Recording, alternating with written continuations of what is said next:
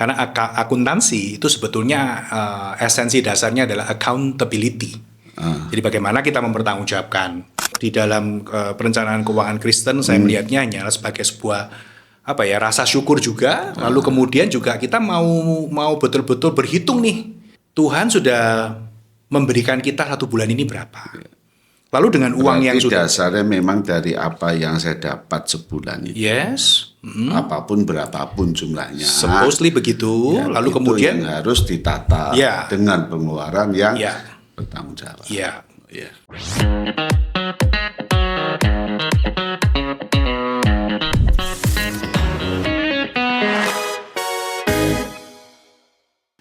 Bapak, Ibu, dan saudara sekalian, Shalom, selamat berjumpa kembali dengan Pelita Hati dan Lensa Hidup. Saudara, saya tetap ditemani dengan Pak Riki, ya. Kembali pada topik utama keuangan, ya. Dan setiap step kita bahas pergumulan semakin seru, ya. Maka saudara jangan tinggalkan topik ini, Pak Riki, ya. Hari ini lebih seru bicara tentang apa yang namanya akuntansi, ya. Wajah diminta jadi accounting ya. Ya itu nanti pentingnya apa, gunanya apa ya. Lalu bentuk praktikalnya itu gimana? Kenapa? Karena apa yang namanya pengeluaran. Intinya kita harus bertanggungjawabkan kepada Tuhan. Itu kan kita kan dari awal sudah ini uangnya Tuhan kan. Maka ketika kita pakai apapun, saudara harus ya tanggung jawabnya kepada Tuhan. Dan ketika tanggung jawab kepada Tuhan beres, maka relasi sesama ya. Suami, istri, anak, keluarga, sahabat, teman, pelayanan bergereja, wah itu akan, saya percaya harmonisasi itu akan dimiliki. Ya, apa sih Pak akuntansi itu? Ya, kalau kita ngomong akuntansi biasanya yang muncul di benak banyak orang ya Pak. Yaitu pembukuan, laporan rugi laba kan gitu ya, revenue expenses. Tapi ini saya kebetulan ya bermain kata ya, artinya di dalam pengeluaran kan seperti yang sudah kita bahas, pemirsa kita minta untuk bisa memilah ya esensinya apa kita keluar uang itu. Makanya muncul kewajiban, kebutuhan, keinginan. Lalu kita juga mengajak mereka lebih cermat ketika beli barang atau jasa melalui yang kita sebut dengan substansinya apa yang dibeli. Nah yang ketiga, ono rupo, jangan manfaatnya, jangan ketipu dengan packaging, jangan ketipu dengan lagi sale dan sebagainya.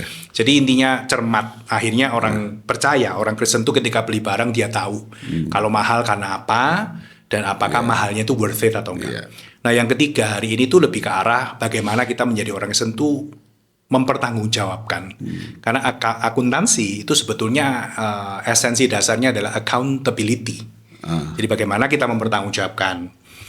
Kalau di dalam dunia bisnis, dunia perusahaan ya jelas ya Pak. Karena kan ada investor, di mana orang ini invest kepada sebuah perusahaan, terus perusahaannya harus mempertanggungjawabkan nih kepada investor uang yang sudah diinvestkan itu dan pertanggungjawabannya itu real, konkret, tercatat dengan baik kan nggak bisa lain-lain. Nah kalau di dalam perencanaan keuangan Kristen saya melihatnya hanyalah sebagai sebuah rasa syukur juga. Lalu kemudian juga kita mau betul-betul berhitung nih. Tuhan sudah memberikan kita 1 bulan ini berapa. Lalu dengan uang yang sudah dasarnya memang dari apa yang saya dapat sebulan itu. Yes. Apapun berapapun jumlahnya. Supposedly begitu. Lalu kemudian yang harus ditata dengan pengeluaran yang bertanggung jawab. Jadi kan kita hidup harus makan gitu ya, mesti punya pakaian yang pantas. Kemudian kita juga perlu tempat tinggal, alat transport. Semua ini harus kita hitung. Sebetulnya mampunya kita berapa, dan setelah kita hitung, kita cermati begitu, baru kita bisa melihat Pak. Itu semacam cermin check up keuangan kita sebetulnya. Konkretnya gimana Pak? Konkretnya yang harus dicatat itu. Kalau saya ya Pak, untuk pasangan bina pranikah biasanya ya, di dalam pembinaan bina pranikah untuk pasangan yang akan menikah, saya sarankan 3 bulan pertama Pak. Jadilah ya guyonan saya seperti pemungut cukai gitu ya. Maksudnya betul-betul setiap uang keluar beli barang apa itu betul-betul kita teliti. Simple, tujuannya adalah supaya kita punya catat. real fact, betul. Apa yang sebetulnya kita beli. Sesimpel misalkan sabun cuci tangan. Ya mungkin orang, aduh Pak, 12.000 sebotol. Ngapain I know. Tapi satu hal ya, ini pengeluaran yang tidak main-main. Kalau kita mau bersih, kita tidak mungkin kadang cuci tangan, kadang enggak gitu ya. Nah, maka kita mau tahu nih. Nah, kenapa kalau pasangan yang baru menikah, mereka baru menjadi satu. Jadi belum tahu kebiasaan masing-masing. Kita tetap oke. Saya beli misalkan contoh ya Pak, merek ABC gitu, XYZ. Selain dicatat harganya berapa, berikan tempelan harga.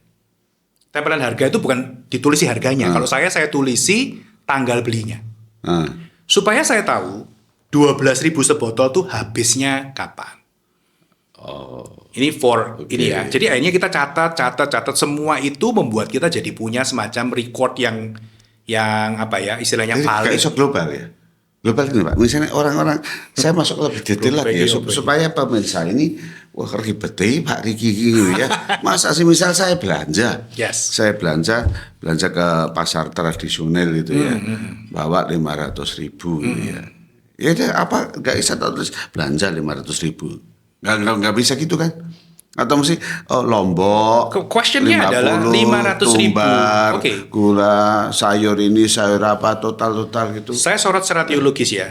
500.000 itu dari siapa? Kan jawaban pasti harus dari Tuhan. Maka kita harus bisa mempertanggungjawabkannya. Bahwa ketika saya jangankan 500.000, sebetulnya setiap rupiah itu ketika saya belanjakan, because this is not mine, maka saya harus siap memberikan jawab sebetulnya untuk apa saja. Nah, kenapa saya katakan 3 bulan di depan, Pak? Itu semacam pendataan. Supaya kita tahu. Tapi gak kebayang loh, Pak. Maksudnya gak kebayang? Tidak kebayang sebagai pasangan yang baru, ya. Begitu menikah, dia dari keluarga yang cukup, yang gak pernah hitung-hitungan, pokoknya duit. Ini begitu menikah. Nah itu gini, makanya mindsetnya. Ya, berarti kan merubah bahwa pertanggungan jawab itu ayo dimulai dari yang sederhana. Iya. Sederhana. Saya logika betul, sangat sulit. Apalagi kalau nggak terbiasa. Iya. Analoginya begini, kan kita tidak perlu berolahraga, baru mau berolahraga setelah divonis penyakit macam-macam. Gampangannya begitu. Jadi mestinya hidup sehat itu harusnya sebelum nikah, sesudah nikah sama dong. Ya kan? Karena emang itu our mindset sama Pak. Nah, apa yang paling susah diubah dari seorang yang baru menikah misalkan atau pasangan yang akan menikah atau baru menikah. Kalau dia terbiasa dari keluarga yang cukup dan papa mamanya tidak pernah mendidik secara dalam hal keuangan ya. Bisa terjadi betul pakainya sembarang nggak mikir. Makanya begitu kita ada di dalam Kristus, kita ciptaan baru kan, maka segala sesuatunya itu sekarang kita mau tanggung jawabkan kepada Tuhan. Jadi mengubah mindset gini loh, bukan karena saya dari keluarga yang nggak punya maka saya baru bertanggung jawab soal keuangan. No, Anda dari keluarga yang berkecukupan, menengah atau yang berkekurangan, mohon maaf, sama. Karena hakikatnya. Ya berarti mindsetnya gini Pak, apapun ya begitu kita berkeluarga atau enggak, atau menjalani hidup yang penuh tanggung jawab, kita mulai apapun yang saya dapat, itu adalah uang Tuhan yang harus saya pertanggungjawabkan. Nah, salah satu bentuk pertanggung jawab apa? Catat. Ya ayo tulis. Gimana kalau nggak tulis itu kan nggak bisa, pengeluaran tuh kan diinget-inget. Ya amburadul KB kalau begitu ya. Betul. Kalau mengingat berdasarkan ingetan susah Pak. Jadi kita mesti punya record. Nah untungnya mulainya Jep. Saya dulu sangat tradisional. Jadi ya semua kemana-mana selalu riset. Jujur Pak, saya mulai lebih hati-hati soal ini ketika kami sekeluarga pindah ke UK untuk saya studi lanjut. Jadi yang studi lanjut hanya saya. Tetapi itu on scholarship Pak. Jadi dapat beasiswa dari pemerintah, mostly, lalu UK Petra memberikan sebagian tambahan untuk biaya hidup keluarga. Karena S3 harus bawa keluarga, Pak. Nah, begitu itu kan saya harus pastikan ya. Sebetulnya Nggak usah tanya kenapa bawa keluarga. Sisi lain. ya itu tanya Uka Petra, Pak. Jadi intinya akhirnya saya di situ. Orang ganteng ini studi itu. Iya, makasih Pak. Nah, terus kemudian begitu selesai belanja kan saya baru tahu, oke, grocery itu kan yang kita beli untuk ya biasanya kita belanja itu kita usahakan seminggu 2 kali paling banyak gitu ya. Lalu kemudian, roti tawar di sini ternyata segini, chips itu segini, dan kita sangat hati-hati karena ada barangnya sama, ada yang itu mereknya merek yang kemasannya sangat sederhana, sama yang sangat mewah itu harga bisa lain. Lalu kita lihat gitu ya. Jadi perlu cermat sekali dan saya harus bisa berkata kepada istri saya dan anak-anak saya, meskipun waktu itu ya anak-anak masih kecil sih. Saya bilang sama istri, setiap bulan kita itu sekian pound. Berarti sama-sama mencatat juga ya. Pak Nathan, you won't believe it ya. Nyonya juga punya catatan. Kebanyakan mungkin lebih banyak saya, tapi kita komunikasi ya. Tapi intinya gini, 2 minggu, 3 minggu pertama itu pusing Pak. Karena saya kurus. Jadi langsung pola pikir. Habis gitu masih kayak iso makan ya. Mangan mangi kok piro gitu ya. Karena habis 10 pounds berarti kan waktu itu kali 19.000, 20.000. Ya, tapi intinya adalah dari situ saya tahu, oke, uang beasiswa segini, support dari Petra segini, saya bisa begini. Pak, dengan itu saya berani Pak memberikan kesempatan kursus violin untuk anak saya. Tanpa saya harus nambah lagi gitu, karena uangnya uang lamsam kok, boleh saya pergunakan. Pokoknya ini biaya hidup, kebutuhan apapun, biaya hidup segini, ya saya nego, dapatkan rumah yang sederhana, pokoknya nyaman. Nggak sulit selanjur ya? Enggak sih. Ya puji Tuhan, cukup lah. Itu salah satu yang membuat kami bisa semakin erat sebagai keluarga. Jadi mencatat itu membuat kita bisa punya dasar untuk berkomunikasi. Kalau kita nggak punya catatan, kita akan cenderung nggak ada fakta apa-apa. Kita cuma tahunya kok habis sih. Dan diingat ya. Bisa lain-lain. Karena ya. Pak, you won't believe it. Pasangan sering kali ya, ketika dia habis lalu diminta mengingat, mesti ada surplus Pak. Ngerti maksud saya? Jadi ketika misalkan ya 10 juta. Selesai, habis. Habis 10 jutanya. Kalau catatan bagus kan nggak khawatir karena ini loh buat ini segini, buat ini segini, buat ini segini. Herannya Pak, yang nggak pernah nyatet ya, most of the time ketika hanya mengandalkan memori, loh mestinya masih ada 4,5 juta ya. Are you with me? Jadi 10 itu dia punya 4,5 yang dia tidak bisa bertanggungjawabkan. Pak, kalau 4,5 tidak bisa dipertanggungjawabkan, and then the income of the family itu hanya 12 juta, itu kan bahaya Pak. Nah, bagaimana bisa mempertanggungjawabkan? Ayo, jangan suka ngomong gampang lah. Gak apa-apa lah. Aduh, aku sayang kamu, aku cinta penting. Penting sekali saya untuk dicatat karena dengan mencatat itu setiap kali mencatat langsung ada jumlah ya. Right. Supaya tahu apa yang gini kan. Oh ya, Excel langsung ya. Bukan hanya jumlah toh, kita bisa langsung membuat yang namanya budget structure atau budget allocation. Oh, ternyata konsumsi kita segini. Oh, ternyata gasoline kita segini. Itu Pak, kalau kita sudah bisa ngobrolkan itu, kita bisa ngomong dengan enak-enak ini loh segini. Dan bisa memainkan ya. Betul. Memainkan ya, jadi. Saya tidak pernah mengatakan, kalau gitu kita hemat. Makan dihemat, kesehatan akan bahaya. Maka kita ngomong tenang-tenang. Ini kita segini ini sebetulnya, is this normal? Is this below average, below normal? Atau ini kita mewah? Perlu nggak segitu? Nah, kalau kita nggak pernah punya ini, akhirnya semua pakai ingatan, berdasarkan itu sangat kaya sekali malah ya. Supposedly. Karena di situ kita bisa menganalisa, kita bisa memprediksikan, kita bisa, waduh ini ternyata mesti iritnya kita lumayan lah irit, mesti ada banyak. Lah oke, banyaknya mau untuk apa? Betul. Ya, gitu ya. Iya, jadi lalu gini Pak, ketika mencatat ya, kita kan banyak tantangan-tantangan. Ya. Apakah catatan itu juga akan mengontrol ketika saya punya kartu kredit, ketika saya bisa pinjol, ketika ini loh HP ku Pak benar itu Pak tawari betul Pak. Ya. Bapak butuh berapa langsung tanpa cair. Waduh cair hari ini tinggal klik loh.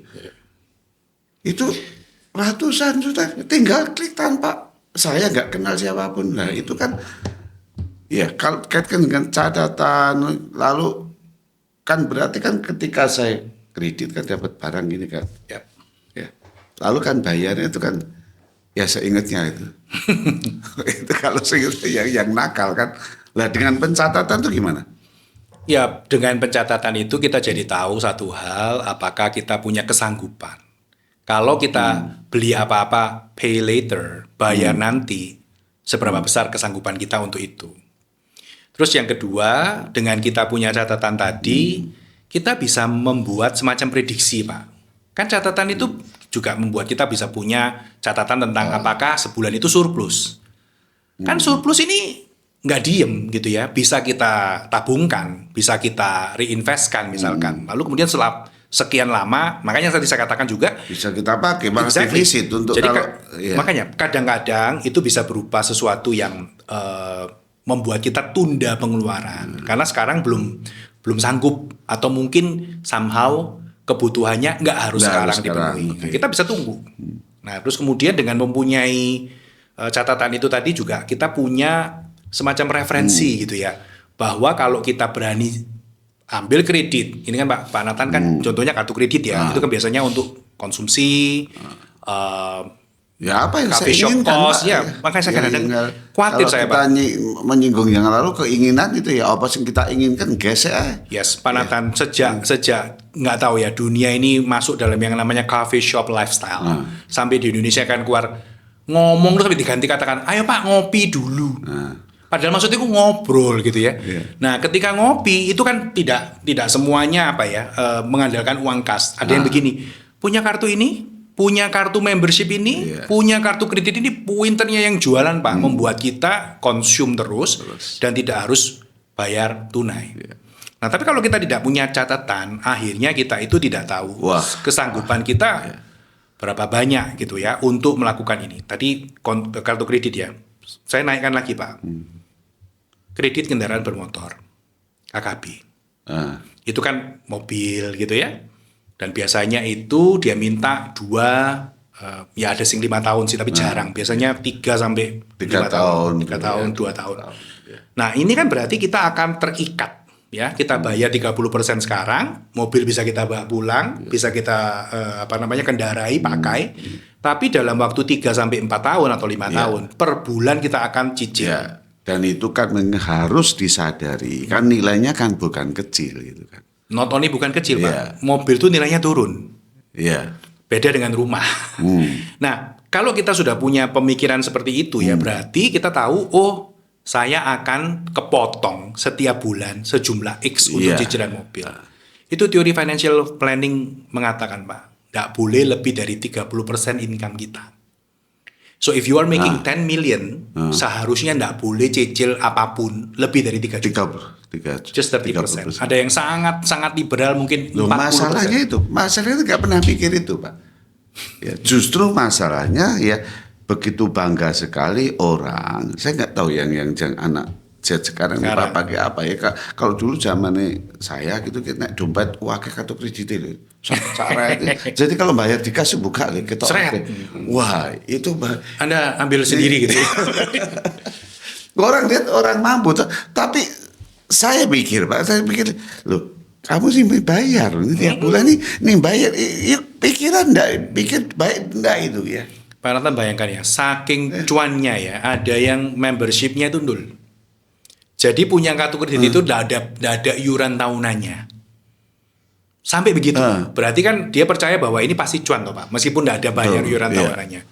Lalu yang mesti kita hati-hati juga biasanya adalah lifestyle Pak. Lifestyle. Jadi terbiasa makan dulu, konsum dulu, bayar nanti. Jadi akhirnya kita ya syukur-syukur kita tidak punya kayak semacam keharusan ya. Pokoknya kalau makan mesti di tempat ini karena sudah terbiasa. Itu juga menjadi isu. Lalu mesti rajin Pak. Orang Amerika, maksudnya gini, orang Amerika itu ada satu hal yang sudah dibiasakan sejak mereka sudah bisa punya penghasilan. Yang namanya adalah a time di mana mereka melakukan balancing your checkbook. Jadi rekonsiliasi buku tabungannya dia dengan penerimaan pengeluaran yang benar-benar dia sudah lakukan. Ya kayak mini accounting gitu, supaya gatuk antara saldo bank dilihat semua dengan yang itu ya selama kurun waktu tertentu gitu ya. Baru lihat, oh ya saya menemukan kebiasaan ini, itu yang saya nggak yakin orang Indonesia punya. Kita itu cenderung baru begitu. Kalau kok rasanya gak cocok ya, baru kita mulai, ayo totalan. Padahal yang benar menurut saya harusnya ya mungkin gak harus tiap hari ya, say once a week. Kalau justru yang terjadi gini Pak, akhir bulan tagihannya gede dan kita gede nggak ada duit gitu kan, dan nggak ada duit kan ribut ya. Betul. Lalu kamu nggak mikir apa-apa. Ya. Nah dengan catatan ini akan mengurangi itu dan sekaligus ayo hati-hati itu pengeluaran itu ya, bahwa ketika pengelolaan itu dengan bijak, baik ya, hati-hati, itu pasti sukacita itu akan ditemukan. Supposedly. Ya. Tapi begitu kita amburadul setiap akhir bulan, ya. Saving itu juga ada yang bilang paling tidak 10%. Ada rasio-rasionya Pak yang disarankan. Meskipun saya tidak pernah memutlakkan ya. Consumption, mungkin saya pernah share di sini, kalau kita 10 juta sama, jangan sampai makan sebulan lebih dari 3 juta. Nah makanya saya kadang-kadang juga berkata, kalau makannya itu sudah sangat makan satu konsumsi, bulan. yes, konsumsi. Jadi misalkan dengan biaya dia konsumsi ketika terima 10 juta, makan kita tidak boleh melebihi dari 3 juta. Betul. Karena kan di lain selain makan kita masih ada yang lain-lain tuh. Ada juga yang pengeluaran di masa depan tuh. Lalu ya, tapi begini, saya tahu juga kalau ada orang yang diminta untuk 30% lalu sangat-sangat menderita makannya ya Pak, sampai cenderung tidak sehat atau bahkan puasa, ya, bukan karena cuma lagung puasanya ya. Ini berarti makanya kita mesti lihat kompre ya Pak. Maka saya akan dengan sangat hati-hati saya akan bilang, maaf ya Pak, maaf ya Bu, pendapatan keluarga ini terlalu kecil. Jadi mari kita evaluasi what's wrong. Karena dengan Bapak dan Ibu berani hidup di Surabaya, karena ini yang sudah tidak bisa diutek kan, ini yang harus keluar, nggak bisa enggak. Betul. Gitu ya. Nah kalau sudah begini maka kita balik lagi ke arah apakah semua potensi sudah dilakukan. Lalu apakah Anda bekerja di dalam sebuah organisasi yang bosnya itu bertanggung jawab, ngaji wong saelinge gitu ya. Ini misalnya ya.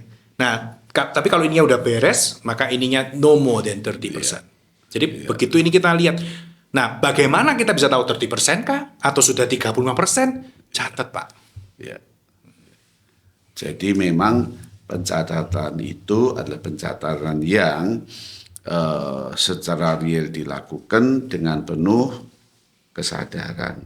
Bukan tekanan, bukan terpaksa.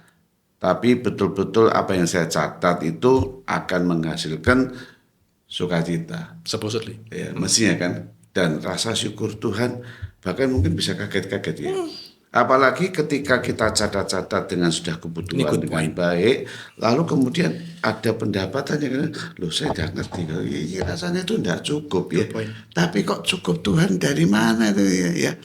Ya, kalau jelas catatanku kita gede itu ya, memang kebutuhan Pak. Kalau kebutuhan ya kadang-kadang ya catat kebutuhan ya mendadak ataupun ya. Tapi ketika begitu dilihat catatan ini dengan pendapat yang segini, tiba-tiba ada berkat Tuhan yang ini, ya itu yang luar biasa. Amazing. Karena kalau tidak pernah nyatet, kita tidak pernah juga bisa menghargai yang selama ini udah kita dapat. That's a good point. Another good point adalah kadang-kadang Pak, ketika kita catat, kita juga bisa merasakan, waduh, lek mau beli si Koko laptop baru untuk sekolah, gak cukup ya. Tapi ya tadi itu, somewhere somehow our Lord yang tahu memang Koko itu butuh gitu ya. Bulan depan maka kita bisa cerita ke Koko, lek hitungannya Papa gak masuk loh. Ini karena Papa yang di sono gitu ya. Nah ini menjadikan kita juga. Nah itu tadi Pak, pentingnya accounting. Not for menjadi saling kendali lalu saling curiga, bukan. Tapi lebih karena mensyukuri dan ya itu tadi. Tapi kok ada nggak Pak? Misalnya ketika real ya.